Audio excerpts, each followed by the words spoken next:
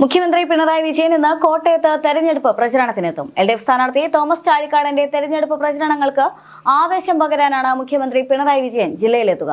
പാലാടക്കം 3 ഇടത്താണ് മുഖ്യമന്ത്രി പ്രചരണത്തിന് പങ്കെടുക്കുക.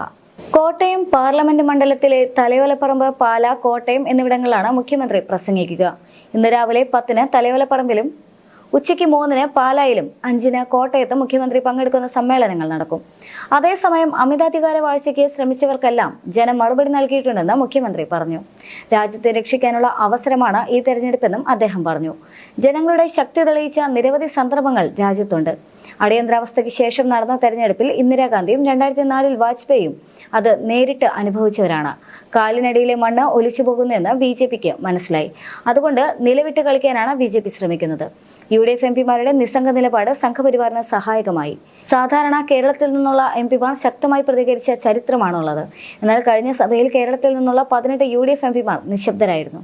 മാത്രമല്ല, സ്വന്തം പതാക വയനാട് ഒളിപ്പിച്ചു വയ്ക്കാൻ കോൺഗ്രസിനെ പ്രേരിപ്പിച്ചത് എന്താണ് എന്നും അദ്ദേഹം ചോദിച്ചു.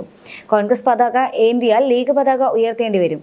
ഇത് സംഘപരിവാർ താല്പര്യങ്ങൾക്ക് മുൻപിൽ കീഴടങ്ങലാണ്. പ്രതിപക്ഷ നേതാവ് നാണം കെട്ട രീതിയിൽ ഇതിനെ ന്യായീകരിക്കുകയാണെന്നും അദ്ദേഹം പറഞ്ഞു. M5 news, Kottayam.